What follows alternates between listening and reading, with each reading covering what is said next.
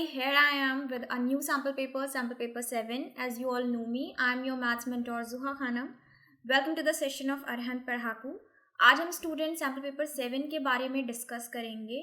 जिनके पास बुक्स हैं अरहन की बुक्स, बिकॉज हम लोग अरहन के सैम्पल पेपर सॉल्व कर रहे हैं, तो आप क्या करिए, अपनी बुक्स ओपन कर लीजिए, सैम्पल पेपर 7 ओपन कर लीजिए ताकि आप क्वेश्चंस बुक से देख सको. ठीक है. और अगर कहीं बुक में आपको टाइपिंग एरर मिलती है, जैसे कुछ सैम्पल पेपर जो हम लोगों ने 1 to 6 सॉल्व किए, उसमें कहीं ना कहीं छोटी मोटी टाइपिंग एरर थी, तो उसे आप करेक्ट कर लीजिएगा.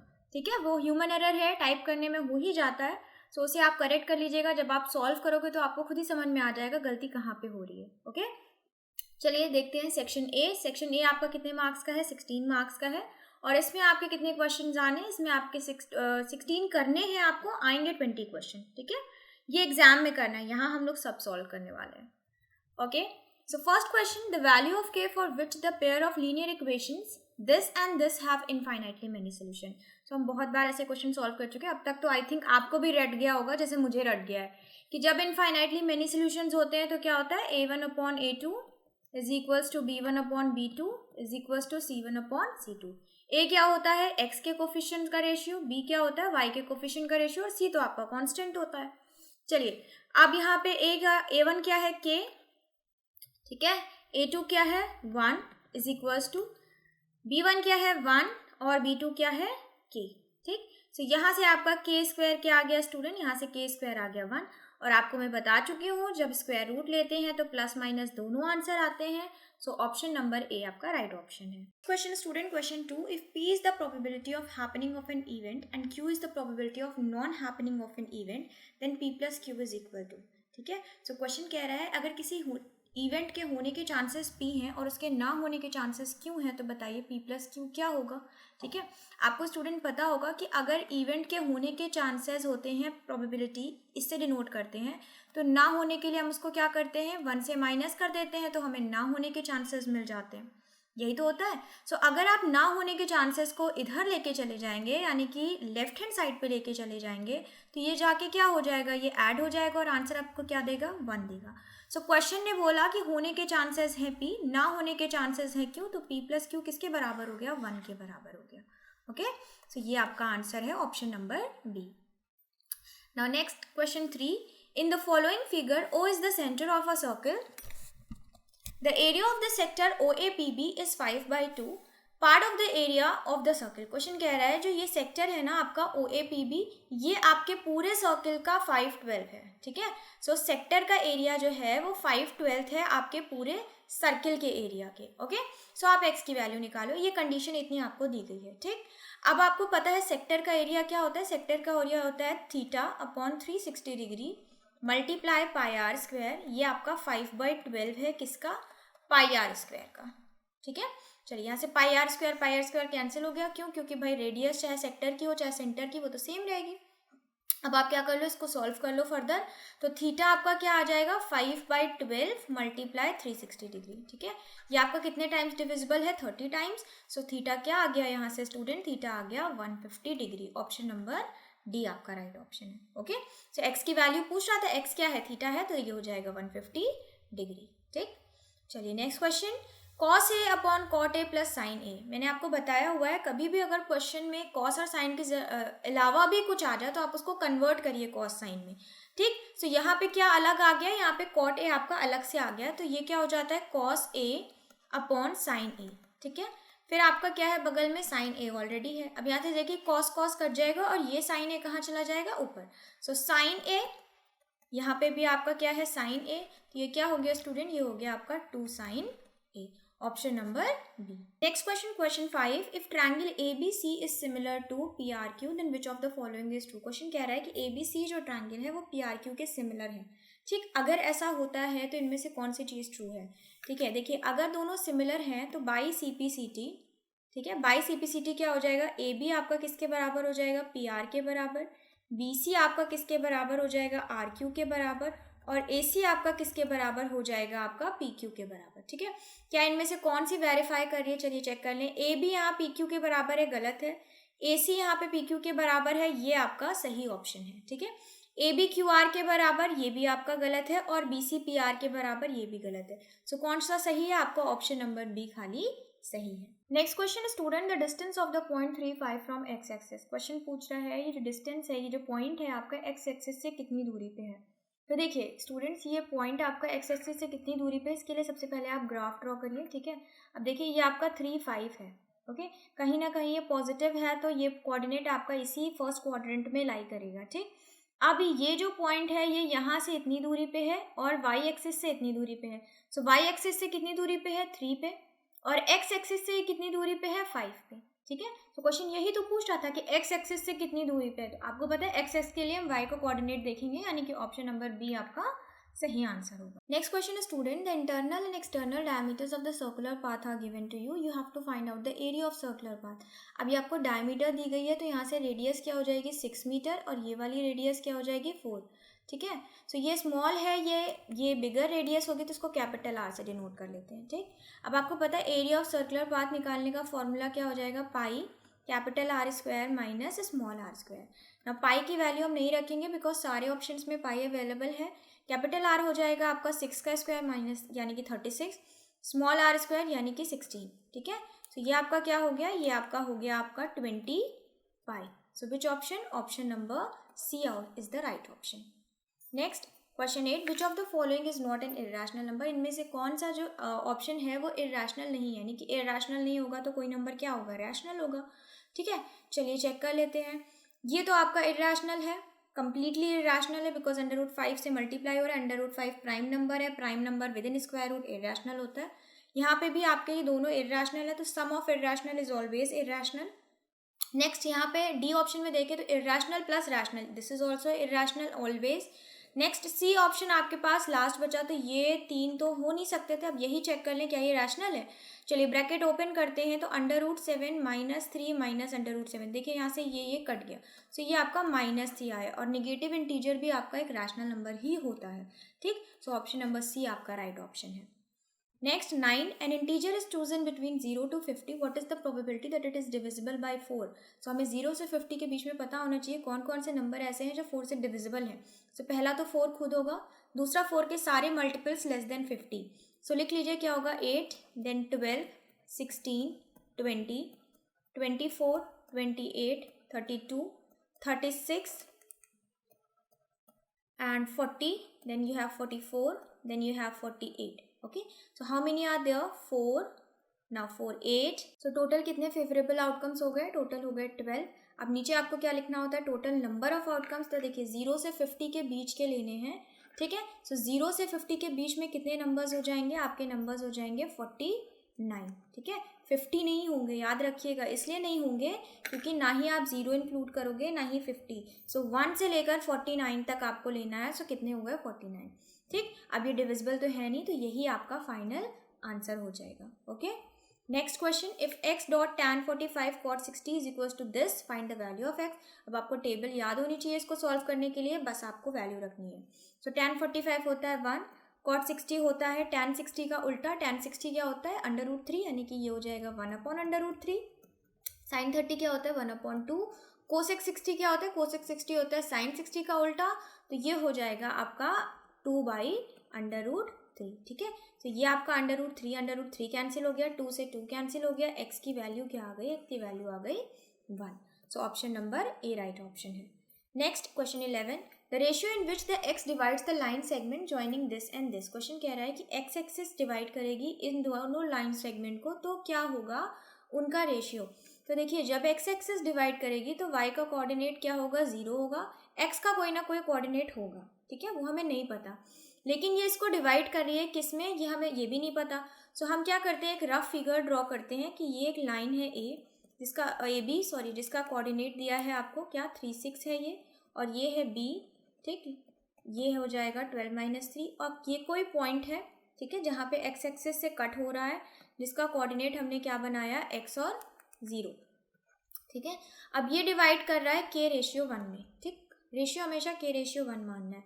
अब आप यहाँ पे सेक्शन फॉर्मूला लगा सकते हैं, तो चलिए सेक्शन फॉर्मूला लगाते हैं। सो x 0 का क्या आएगा, पहले x का कोऑर्डिनेट लिखिए, तो m1 x2 यानी कि 12k + 3/k+1। ठीक है, सिमिलरली y का लिख लीजिए, क्या हो जाएगा, -3k + 6/k+1।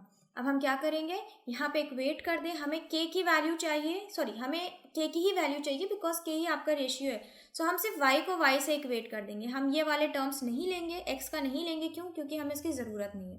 चलिए, जब आप y से y को इक्वेट करेंगे तो ये आपको मिलेगा -3k + 6 upon k + 1।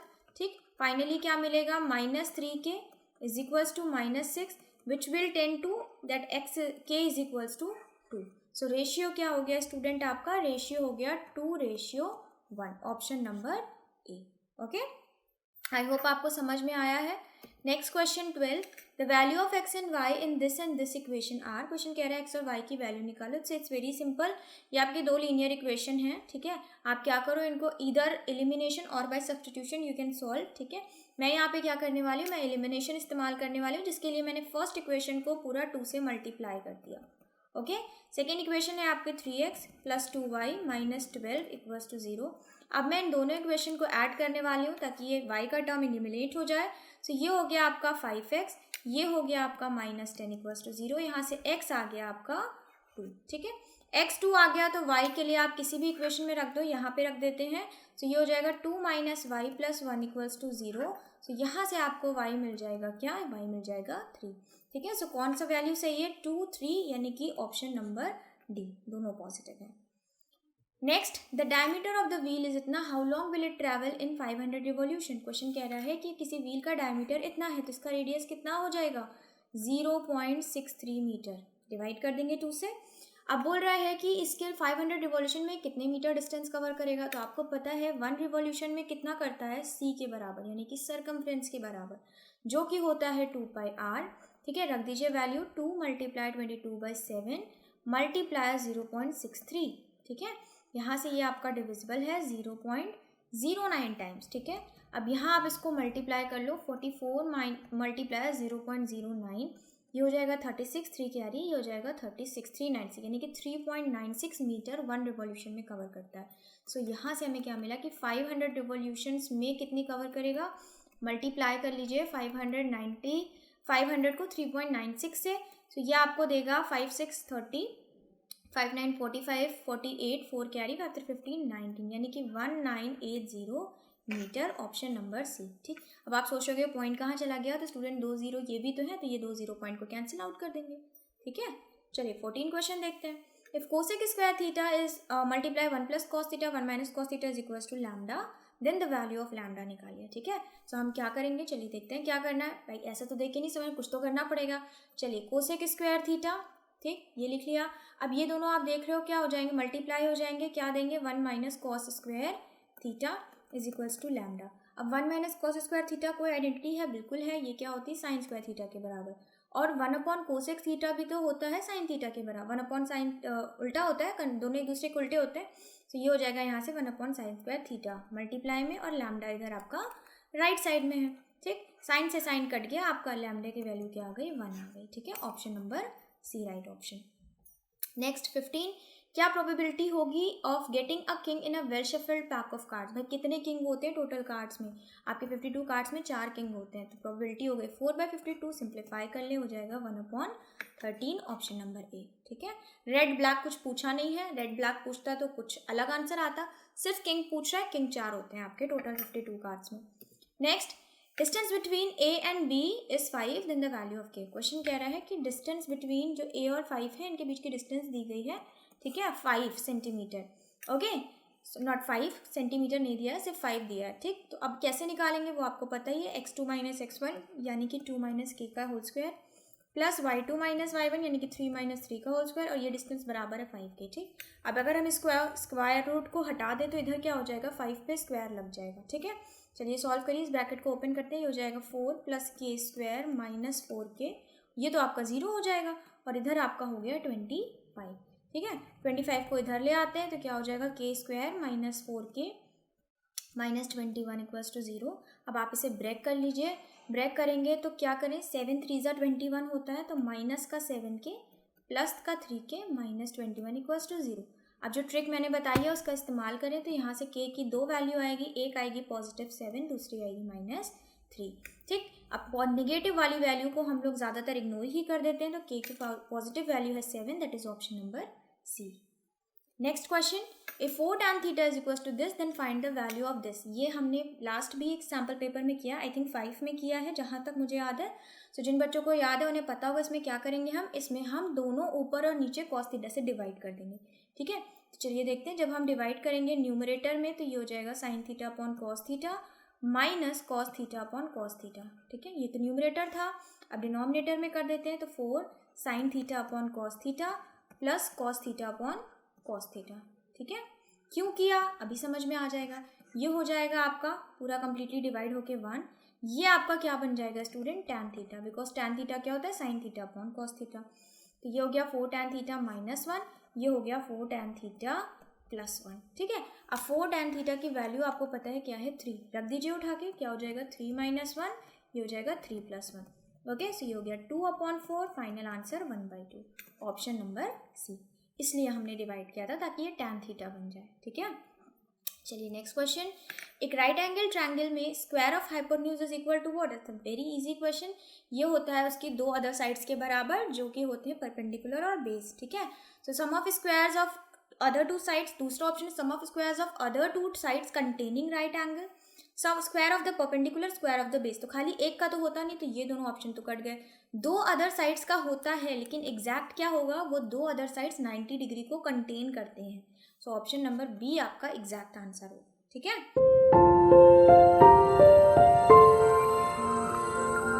Next question, question 19, for which values of P the lines represented by the following pair of linear equations be parallel. Question कह रहा है ये दोनों लाइन्स आपकी कब पैरेलल होंगी, ऐसी कौन सी वैल्यू होनी चाहिए पी की। तो आपको पैरेलल की कंडीशन पता है, अगर जिनको पता है वेरी गुड, जिनको नहीं पता देखिए।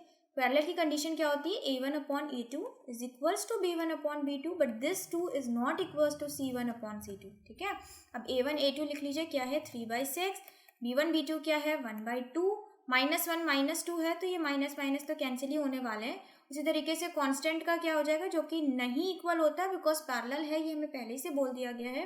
तो ये हो जाएगा आपका -5 upon minus P, minus minus cancel out कर लीजिए। ठीक, अब अगर हम देखें तो ये भी रेशियो 1/2 है। ठीक है, सो अगर हम इन दोनों को क्रॉस मल्टीप्लाई कर देते हैं, चाहे इस 1/2 को चाहे इस 1/2 को, तो आपको क्या मिलता है, p is equals to not equals to, बीच में नॉट इक्वल्स टू है तो 10, यानी कि p की वो वैल्यू p 10 के बराबर ना हो। ठीक है, p 10 के बराबर ना हो तो ये आपको पेयर ऑफ लीनियर इक्वेशंस, ये आपके जो पेयर ऑफ लीनियर इक्वेशंस ये पैरेलल हो जाएंगी। ठीक है, ऑल रियल वैल्यूज एक्सेप्ट 10। ठीक है, सो यही आंसर आपका राइट हो जाएगा कि कोई भी रियल वैल्यू हो लेकिन 10 नहीं होनी चाहिए, p can not be equal to 10। Okay, चलिए next question, if two angles of a triangle is equal correspond to the corresponding two angles of another triangle, then in such case two triangle can be called similar. Yes of course, आपको पता है कि angle, question कह रहा है 2 triangle हैं। ठीक है, 2 angles of a triangle are equal to the corresponding 2 angles of other triangle, यानी कि इसका ये एंगल इसके बराबर है और इसका ये एंगल इसके बराबर है। ठीक है, तो क्या हम इन दोनों को सिमिलर कहेंगे, बिल्कुल ट्रू है, कहेंगे। आपको पता है by which property, by angle angle axiom these 2 triangles are similar. So option number A. So student ये थे हमारे 20 क्वेश्चन सेक्शन ए के। Now we are heading toward section B which is of 16 marks, और यहाँ पे भी आपको 16 ही attempt करने होते हैं आउट ऑफ 20। चलिए देखते हैं पहला क्वेश्चन क्या है। So if A B C, P not C, तीनों के कोऑर्डिनेट्स गिवन है और ये एक राइट एंगल ट्रायंगल है जिसमें राइट एंगल किस पे है, पी पे है, तो वाई की वैल्यू बताइए। चलिए फिगर ड्रॉ करिए। ठीक है, ये आपका है पी पे राइट एंगल और ए, और ये हो गया बी। ठीक है, ए के कोऑर्डिनेट दिए हैं 5 3, बी के कोऑर्डिनेट दिए हैं 11 - 5 और पी के कोऑर्डिनेट आपको दिए हैं 12 और y। ठीक, अब क्वेश्चन कह रहा है कि ये एक राइट एंगल ट्रायंगल है, y की वैल्यू निकालो। तो y की वैल्यू निकालने के लिए क्या करेंगे, आपको पता ही है कि पाइथागोरस थ्योरम लगा सकते हैं। सो इसका मतलब AB² जो होगा वो AP² प्लस PB² के बराबर होगा। ठीक है, अब इसी कॉन्सेप्ट का इस्तेमाल हम यहाँ पे करने वाले हैं। चलिए देखिए, AB² कितना हो जाएगा, यहाँ पे डिस्टेंस निकाल लीजिए, डिस्टेंस फॉर्मूले से हो जाएगा 11 - 5 6 आएगा, 6 का स्क्वायर यानी 36, -5 - 3 क्या आएगा, -8 आएगा, -8 का स्क्वायर 64। ठीक, सो ये कितना हो गया, √100, और ये हो गया आपका फाइनल आंसर 10। ठीक है, अब यहाँ 10 का स्क्वायर करेंगे तो यानी कि ये तो आने वाला है 100। ठीक है, अब बचा आपके पास AP। अब AP की क्या कोई एग्जैक्ट वैल्यू आने वाली नहीं, क्यों नहीं आने वाली, बिकॉज एक तो वेरिएबल है। चलिए बाकी तो कर लें। सो ये हो जाएगा 12 माइनस 5 कितना होगा 7, 7 का स्क्वायर हो जाएगा 49 प्लस ये हो जाएगा आपका क्या y माइनस 3 का होल स्क्वायर। ठीक है, यहाँ पे अगर हम AP की वैल्यू रखते हैं स्टूडेंट तो ये स्क्वायर रूट और स्क्वायर कैंसिल आउट हो जाएंगे, क्या बचा आपके पास 49 प्लस y माइनस 3 का होल स्क्वायर। चलिए अब PB की निकाल लेते हैं यहाँ से। PB क्या हो जाएगा 12 माइनस 11 1 आएगा, 1 का स्क्वायर 1 ही होता है, दूसरा आपका हो जाएगा y प्लस 5 का होल स्क्वायर।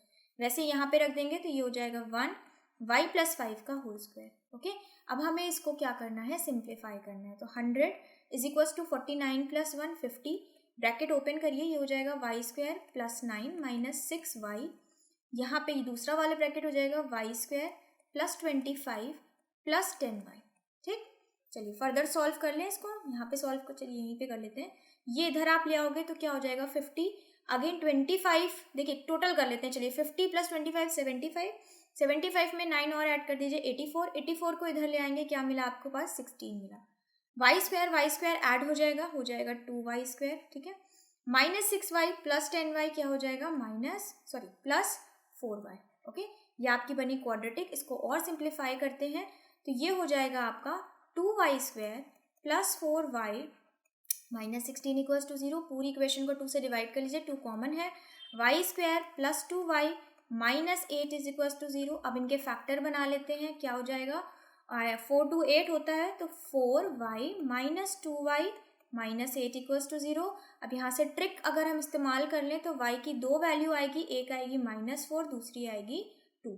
ठीक है, तो क्या पूछा था y की वैल्यू ही तो पूछी थी, तो दो वैल्यू आ रही है, कौन सी -4 और 2, यानी कि ऑप्शन नंबर सी। नहीं समझ में आया हो वीडियो को बैक करिए फिर से देखिए। ठीक है, कुछ नहीं था, बस थोड़ा सा आपको सोल्यूशन कैलकुलेशन पे अपने फोकस रखना था कि वो कहीं कुछ मिस नहीं होना चाहिए। ठीक है, 22 क्वेश्चन, PQR आपका राइट एंगल ट्रायंगल है Q पे। ठीक है, चलिए बना लेते हैं PQR। Q पे राइट एंगल है तो ये हो गया P और ये हो गया R। QR आपको दिया गया है क्या 3 सेंटीमीटर और PR माइनस PQ का डिफरेंस दिया गया है आपको 1। ठीक है, चलिए हम मान लेते हैं कि आपका PR है x। ठीक, तो अगर ये x है तो x minus PQ is equals to 1। ठीक है, तो यहाँ से आपका PQ क्या आ गया, यहाँ से PQ आ गया आपका x माइनस 1, यानी कि ये क्या है, ये है x माइनस 1। अब ये राइट एंगल ट्रायंगल है तो पाइथागोरस लग सकती है, बिल्कुल लगेगी। चलिए लगाइए, hypotenuse square equals to perpendicular square plus base square यानी कि 9। ठीक, सिंप्लीफाई करिए, x square is equals to x square plus 1 minus 2x plus 9, ये एक्स स्क्वायर कैंसिल हो गया, minus 10 is equals to minus 2x। तो यहाँ से आपको x आ गया क्या, x की वैल्यू आ गई आपकी 5। ठीक है, सो यहाँ आपका 5 सिर्फ x की वैल्यू आई है। चलिए तो ये हो गया 5। ठीक, चेंज कर लेते हैं कलर। ओके, सो ये हो गया आपका 5। ठीक है, ये हो गया आपका 4। ठीक, अब आगे बढ़ते हैं। क्वेश्चन कह रहा है साइन स्क्वायर r और कोसेक स्क्वायर r की वैल्यू निकालो। r की बात हो रही है तो ये हो जाएगा आपका बेस और ये हो जाएगा परपेंडिकुलर। ठीक है, ध्यान रखिएगा। सो साइन r कितना हो जाएगा आपका स्टूडेंट, ये हो जाएगा आपका परपेंडिकुलर अपॉन हाइपोटेन्यूज। परपेंडिकुलर है 4, हाइपोटेन्यूज है 5। ठीक, स्क्वायर कर देंगे, जब स्क्वायर करेंगे तो इसका भी स्क्वायर हो जाएगा, तो ये हो जाएगा 16/25। ठीक, अब बाकी कह रहा है कोसेक आर, तो कोसेक आर होता है किसका, साइन आर का उल्टा, तो ये हो जाएगा हाइपोटेन्यूज अपॉन परपेंडिकुलर यानी कि 5/4। अब इन दोनों को कह रहा था सम कर दो, तो इन दोनों का जब हम सम करेंगे तो sine square R plus cosec R, ठीक है, इज इक्वल्स टू 16/25 प्लस 5/4। सिर्फ कैलकुलेशन पे ध्यान रखिएगा, वो नहीं गलत होना चाहिए। एलसीएम ले लीजिए 100, 25 4 तो ये हो जाएगा 64, नीचे आपका ये आया 25 तो ये हो जाएगा आपका 125। ऐड करिए, क्या आंसर आएगा 189/100। ठीक है, so final option is C. Next, one ticket is drawn at random from a bag containing tickets numbered 1 to 40. The probability that the selected ticket has a number which is multiple of 5. So सबसे पहले तो आप multiple of 5 लिखिए, क्या हो जाएंगे 5, 10, 15, 20, 25, ठीक है, 30, 35, ओके, और ये हो जाएगा 40। 1 to 40 के बीच के लेने हैं। ठीक, तो 40 तो होगा ही होगा। अब कह रहा है कि आप इसकी प्रोबेबिलिटी बताओ, तो कितने आउटकम्स आए फेवरेबल आउटकम्स आए आपके 8, और टोटल कितने नंबर्स होंगे, टोटल नंबर्स होंगे आपके 40 से 1 माइनस करिए 39, एक आपको ऐड करना होता है, नीचे आपके डिनोमिनेटर में होगा 40। तो चलिए ये 5 प्रोबेबिलिटी क्या आई, 5 के मल्टीपल कार्ड्स चूज करने की 1/5 option number E. Next, in a right angle triangle ABC angle C is equal to 35। ठीक है, राइट एंगल ट्रायंगल है और जिसमें एंगल सी बोल रहा है कि ये मान लेते हैं सी, तो ये 35 डिग्री है। And in another right angle triangle P Q are. ठीक है, अब हमें ये नहीं पता कि यहाँ पे राइट एंगल ट्रायंगल में कौन ए पे राइट एंगल है या बी पे राइट एंगल है। चलिए लीव कर देते हैं इसको। दूसरा राइट एंगल ट्रायंगल बनाते हैं, ये आपका है दोनों राइट एंगल। दूसरे राइट एंगल ट्रायंगल में आर है 35 डिग्री। ठीक है, सो ये आर हो गया। ओके, अब क्वेश्चन कह रहा है कि क्या रिलेशन है बिटवीन टू ट्रायंगल्स। अब देखिए 90 डिग्री बराबर है, दूसरा कह रहा है 35 बराबर, तो दो एंगल क्या हो गए बराबर, तो इसका मतलब ये दोनों ट्रायंगल क्या हो गए, सिमिलर हो गए। सो अब ए बी कौन है हमें इससे मतलब नहीं है, हमें इतना पता है कि ये दोनों ट्रायंगल क्या है, सिमिलर है। ठीक है, चलिए next, the value of K for which the system of equations has no solution. ऐसी कौन सी वैल्यू के की होगी जिसपे इन दोनों का कोई सोल्यूशन ना हो।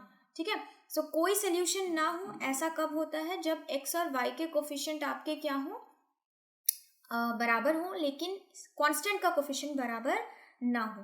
तो चलिए, यानी कि a1 upon a2 is equals to b1 upon b2। अब यहाँ हमें सिर्फ k की वैल्यू निकालनी है जो कि आपके b के ही कोफिशिएंट हो, यानी कि y में ही आ जाता है, तो हम कांस्टेंट का यहाँ पे कोई सीन नहीं ले रहे हैं।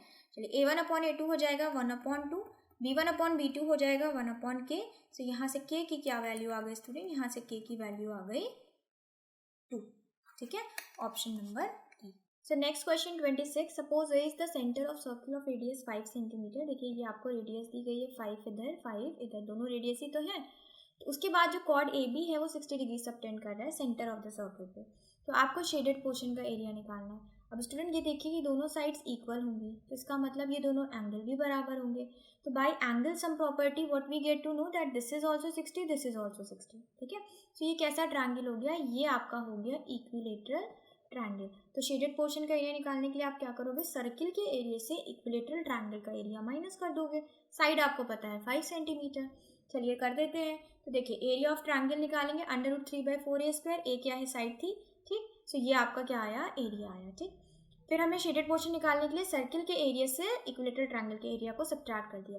जब आपने सब्ट्रैक्ट किया तो आपका आंसर आ रहा है 67.75। सो ऑप्शन नंबर डी आपका फाइनल ऑप्शन है। ठीक है, next question, the perimeter of the triangle formed by the point this this and this is. Question कह रहा है क्या पेरीमीटर होगा अगर ये तीनों वर्टिसेस एक ट्रायंगल को फॉर्म करते हैं। तो सबसे पहले तो आपको तीनों की डिस्टेंस निकालनी पड़ेगी, तभी तो आप पेरीमीटर निकालोगे। तो ये मान लेते हैं 0 0 है, ये 2 0 है और ये 0 2 है। ठीक, चलिए यहाँ की डिस्टेंस निकालिए, क्या आएगी, ये आपका आ जाएगा 2। ठीक है, डिस्टेंस फॉर्मूले से निकाल लीजिएगा, मैं डायरेक्ट कर दे रही हूँ, ये आपकी आ जाएगी 2। यहाँ का निकालते हैं स्टूडेंट, तो क्या आ जाएगा, यहाँ पे आपका आ जाएगा 4 + 4 यानी कि 2√2। ठीक है, ये आपका 2√2। यहाँ पे निकालोगे ये भी 2 आ जाएगी। ठीक, अब पेरीमीटर निकालना है आपको, तो पेरीमीटर के लिए आपको क्या करना पड़ेगा, 2 + 2 + जस्ट अ सेकेंड 2 + 2√2। ठीक है, यानी कि ये हो जाएगा आपका 4 + 2√2। ठीक है, अगर हम इसको थोड़ा और, बिकॉज यहाँ पे जो ऑप्शन है चलिए है अवेलेबल, तो यही वाला ऑप्शन आपका राइट हो जाएगा। अदरवाइज हम थोड़ा सा इसको और सिंप्लीफाई करते हैं, 2 कॉमन ले लेते हैं अगर वैसा कोई आंसर होता तो। ठीक है, सो ऑप्शन डी आपका राइट ऑप्शन है। Next 28, after how many places the decimal expansion of the rational number will terminate. तो ये डिपेंड करता है हाईएस्ट पावर ऑफ द 2 और 5। तो हाईएस्ट पावर है 4, तो इसका मतलब 4 डेसिमल बाद टर्मिनेट कर जाएगा, option number D. So next question is student, 3 unbiased coins are tossed together, then the probability of getting exactly one head. So इसके लिए आपको तीनों coins को टॉस करने के पहले सारे इवेंट लिखने होंगे।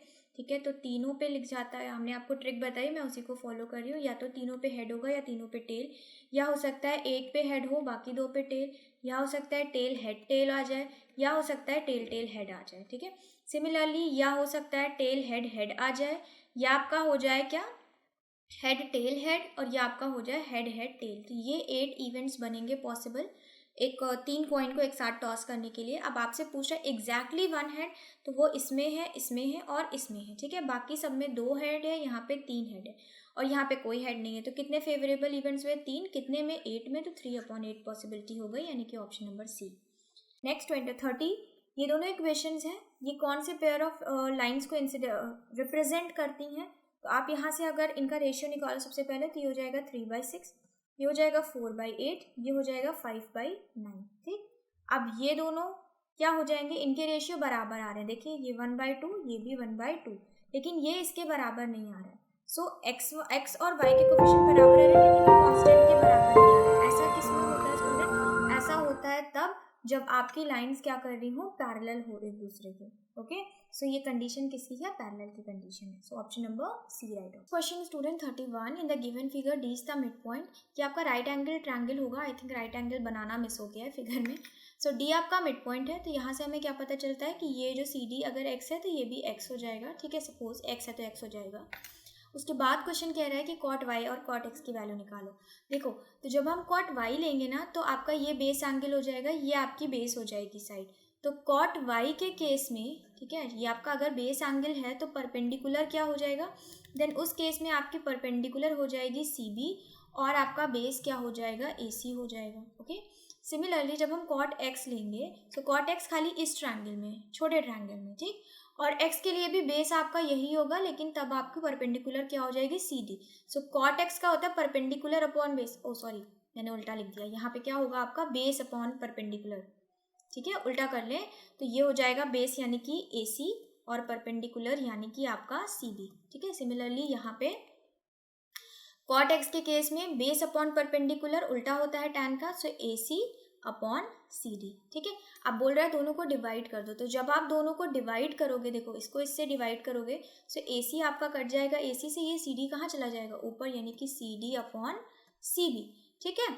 चलिए सी बी क्या है, सी बी अगर हम एक्स और एक्स को प्लस कर दें तो ये हो जाएगा 2x, ठीक है, प्लस कर दें तो 2x, और सी डी क्या है, खाली x, तो x तो x से कट गया, क्या आंसर आया आपका 1/2 ऑप्शन आया, ठीक है। यानी कि ऑप्शन नंबर कौन सा, option number D right option है, ठीक। Next question, question 32, name the criteria of similarity by which the following triangles are similar. तो आप देख रहे हैं स्टूडेंट्स, ट्रायंगल में आपको तीनों साइड्स दी गई हैं, और आपको पता है ट्रायंगल सिमिलर कब होते हैं, अगर आपकी बेसिक प्रोपोर्शनैलिटी थ्योरम फॉलो कर रही हो, यानी कि कन्वर्स हम करेंगे, सिमिलर है तो बीपीटी लग सकती है, बीपीटी लग सकती है तो ट्रायंगल सिमिलर है। सो यहाँ पे जो आपके तीनों साइड्स दिए गए हैं ना, हम उनका क्या करेंगे, रेशियो निकाल के देखेंगे कि अगर उनका रेशियो इक्वल आ रहा है तो इसका मतलब ट्रायंगल्स क्या है, सिमिलर है, ठीक है। तो चलिए निकाल के देखते हैं, आपका क्या हो जाएगा, इस ट्रायंगल की साइड 3 ले ली अगर हमने, तो इसका हम ले लेंगे 4.45, ओके। देन नेक्स्ट वाले का अगर 4 लिया तो इसका हम 6 ले लेंगे, देन 5 लिया तो हम 7.5 ले लेंगे, ठीक है। चलिए डिवाइड करते हैं, ये हो जाएगा 1.5, 4 से 6 डिवाइड करेंगे 1.5, 5 से 7.5 भी डिवाइड करेंगे तो 1.5, यानी कि ये तीनों के रेशियो क्या है, इक्वल है। इसका मतलब ये दोनों ट्रायंगल्स क्या है, सिमिलर हैं। कौन सी प्रॉपर्टी से, सो साइड की प्रॉपर्टी से। So by option number A we can say that the two triangles are similar, okay. Next, the ratio in which the line segment joining the points this and this is divided by this coordinate. आपको ratio निकालना है, तो आपको पता है जब हमें ratio निकालना होता है तो हम रेशियो क्या मानते हैं, के रेशियो 1 या लैम्डा रेशियो 1, व्हाटएवर, लैम्डा भी बहुत सारे लोग यूज़ करते हैं। तो ये आपका कोऑर्डिनेट है 6 - 8 और ये है आपका 310, जो पॉइंट डिवाइड कर रहा है रेशियो में वो है -1/6, ठीक। अब हम क्या लगा देंगे, सेक्शन फॉर्मूला लगा देंगे। अब आपको सिर्फ के की वैल्यू ही तो निकालनी है, ठीक है, तो हम किसी भी एक से निकाल सकते हैं, चाहे एक्स के कोऑर्डिनेट को वेरीफाई करा के, चाहे वाई, ठीक। तो हम क्या कर लेते हैं, सिर्फ एक्स वाला ले लेते हैं, तो एक्स का कोऑर्डिनेट क्या हो जाएगा -1, और वो इक्विवेलेंट होगा किसके, चलिए लिख लेते हैं m1x2 यानी कि k मल्टीप्लाई -3 प्लस m2x1 यानी कि 1 × 6 अपॉन k + 1, ठीक है।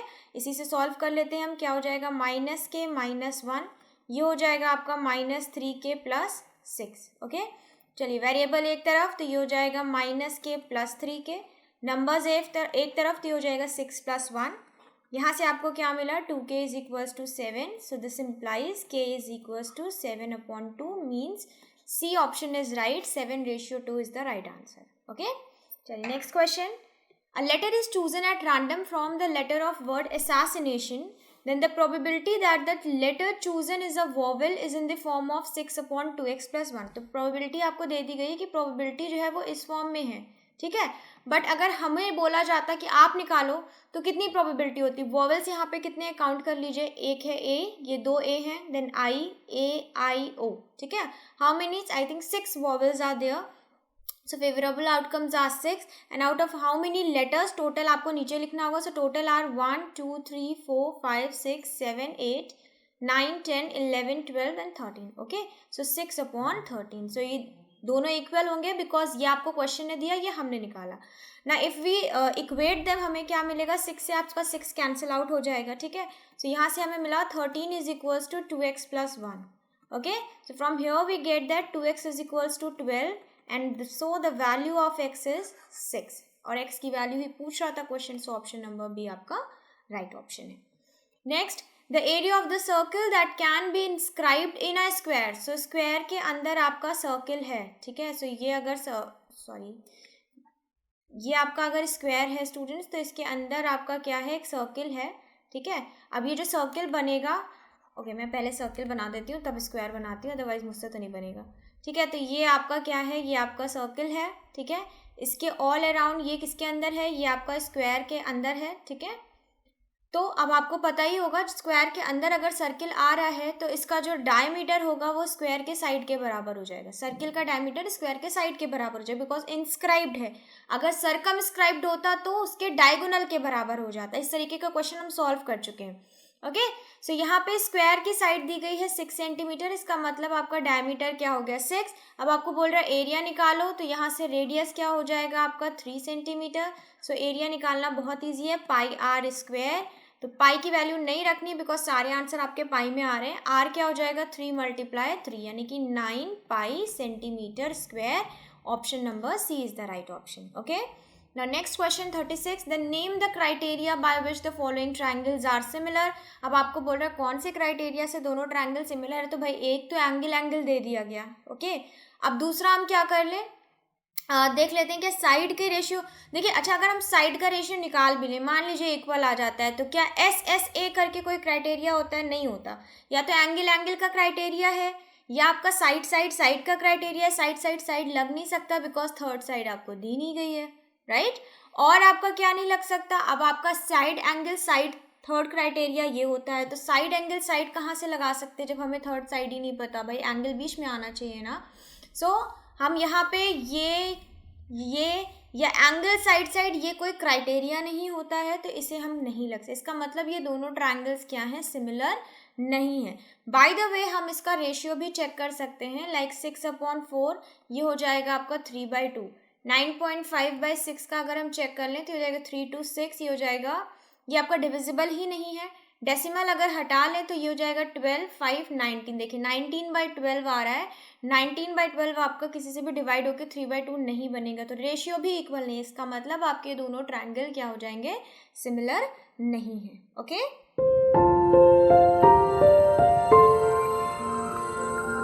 The father's age is 6 time his son's age. Question कह रहा है फादर की जो एज है वो सन के 6 टाइम्स है. ठीक, 4 years हेंस, 4 साल बाद जो फादर की एज हो जाती है 4 टाइम्स हो जाती है. तो 4 साल बाद फादर की एज क्या होगी, F+4.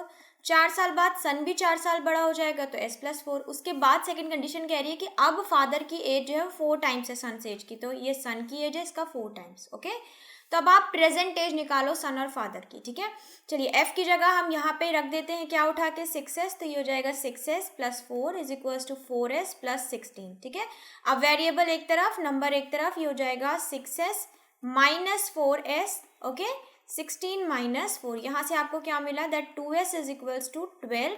So we get that age of son is 6 years. Now age of son is 6 years, then what is the age of father? You can multiply 6/6, you will get the age of father, that is 36 years. Okay, son is 6 years old and father is 36 years old. So which option? Option number C. Next question 38, what is the supplementary angle of the central angle of semi circle. Question कह रहा है semi circle का central angle जितना होता है उसका आप supplementary निकालिए. तो ये होता है सेंट्रल एंगल. ओके, सो सेंट्रल एंगल कितना होता है, ये आपका 180 डिग्री होता है. और 180 डिग्री का सप्लीमेंट्री क्या होगा, 180 डिग्री ही होगा.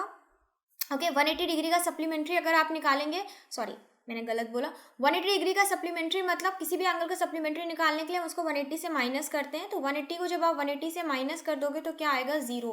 दैट मीन्स कि 180 डिग्री का सप्लीमेंट्री एंगल कौन होगा, 0 degree. Okay, next question P Q R the points of trisection of the line segment joining A and B, then Y equals to. तो P Q क्या है, ये दो पॉइंट्स है जो कि ए बी लाइन को 3 इक्वल पार्ट्स में डिवाइड कर रहे हैं। अब आपको इस वाई की वैल्यू फाइंड आउट करनी है। तो फर्स्ट हम लोग इसका एक विजन बना लेते हैं फिगर ड्रॉ करके। चलिए, तो ये ए है 7 -2, ये आपका बी है 1 -5। इसको 2 पॉइंट्स 3 पार्ट्स में डिवाइड कर रहे हैं, पी और क्यू। ठीक है, पी का कोऑर्डिनेट है 5 -3, क्यू का कोऑर्डिनेट है 3y। ओके, अब आपको पता है ट्राई सेक्शन है तो सबका रेशियो क्या हो जाएगा, 1:1। ओके, अब हमें सिर्फ y की वैल्यू फाइंड आउट करनी है। देखिए, तो जब हमें y की वैल्यू फाइंड आउट करनी है ना, तो हमें पूरे फिगर को देखने की जरूरत नहीं, हम सिर्फ कितने पार्ट को देखेंगे, इतने पार्ट को देखेंगे।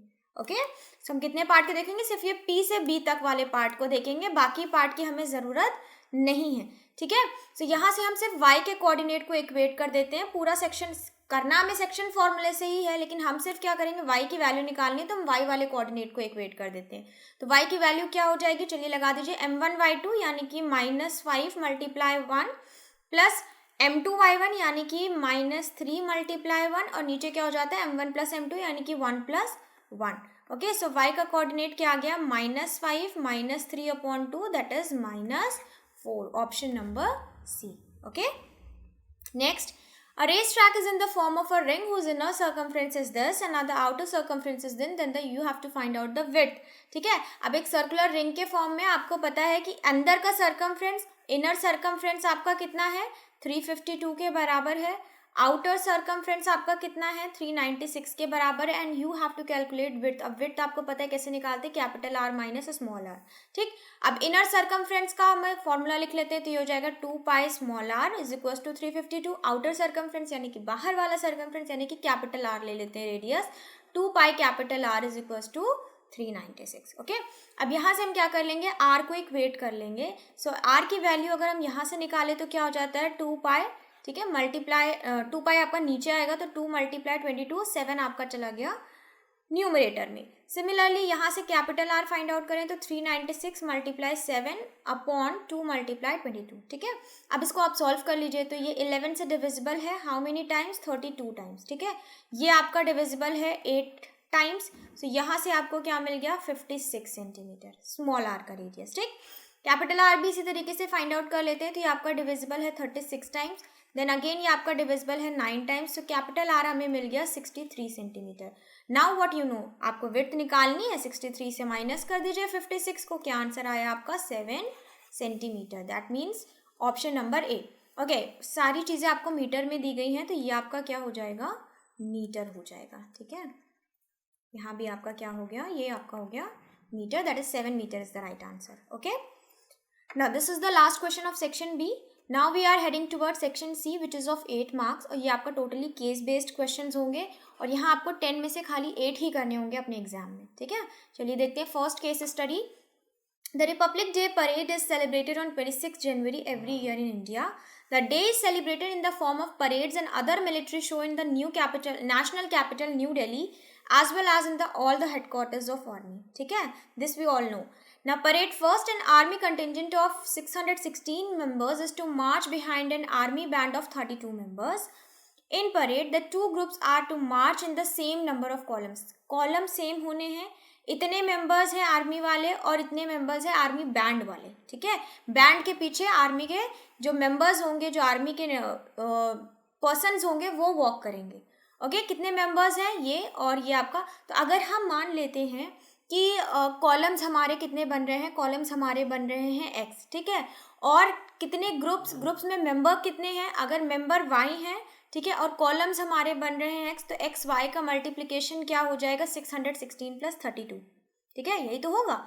चलिए, सेकेंड परेड में कितने हैं, 1000 मेंबर्स हैं, और बैंड के मेंबर्स 56 हैं, उनके पीछे मार्च करेंगे, और इनके भी सेम नंबर ऑफ कॉलम्स होंगे। अब इस डेटा पे बेस्ड आपको क्वेश्चन के आंसर देने हैं।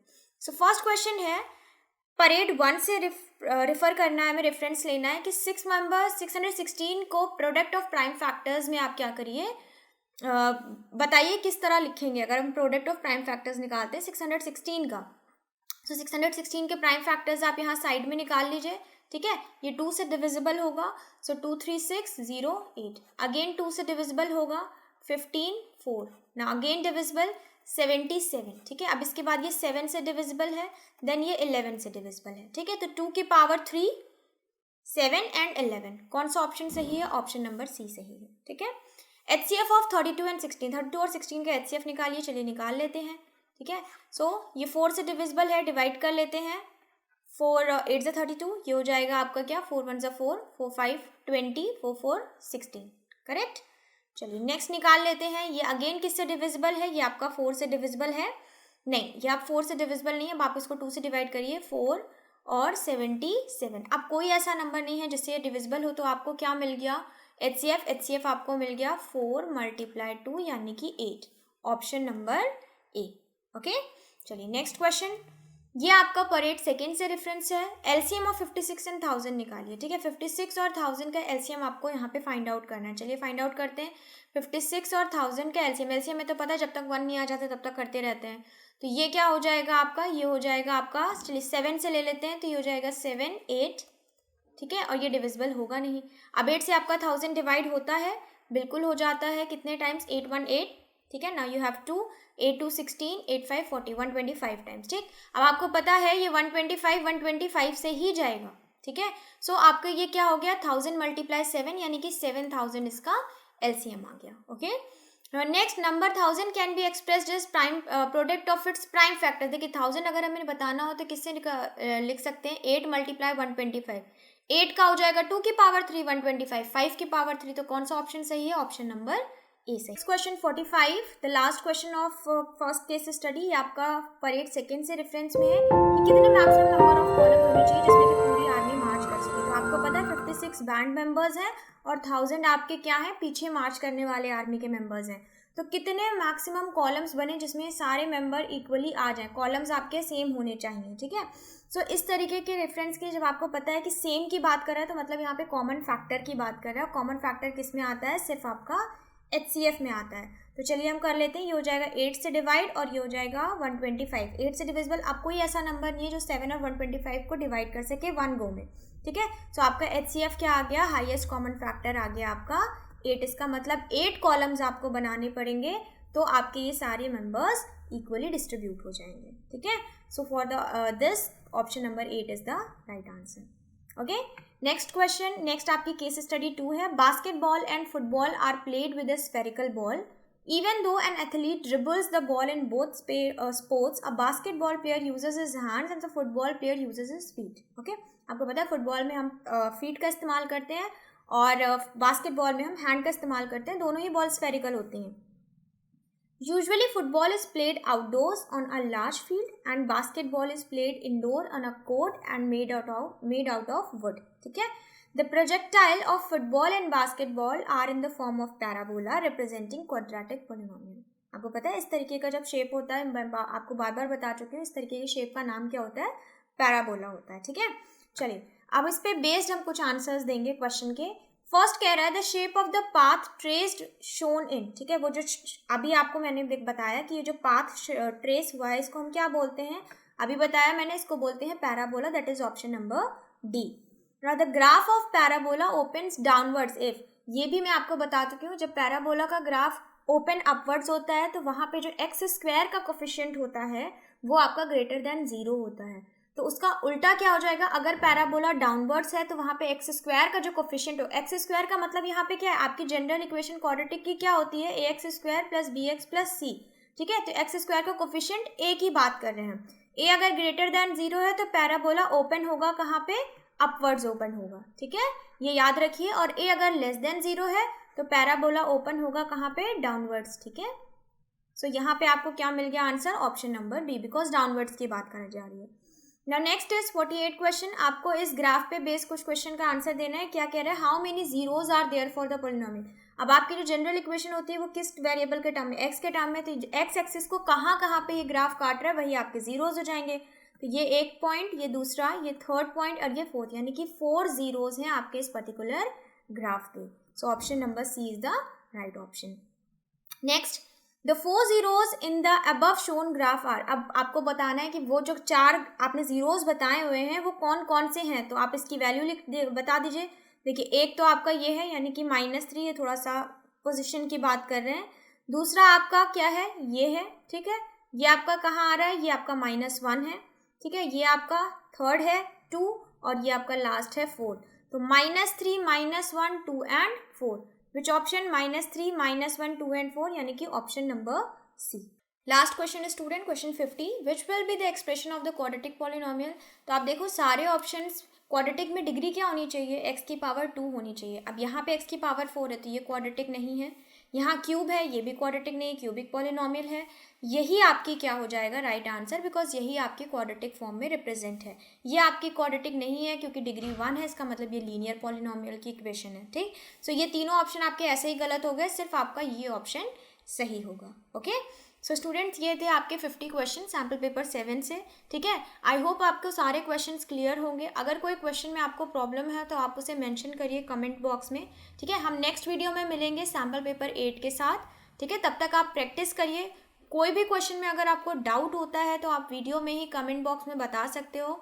मैं ट्राई करूँगी कि नेक्स्ट सैम्पल पेपर या नेक्स्ट जो भी वीडियो बननी हो मैं आपको उस डाउट को सॉल्व कर सकूँ. Okay, so let's meet in the next session of video that is of sample paper 8. Thank you and have a nice day.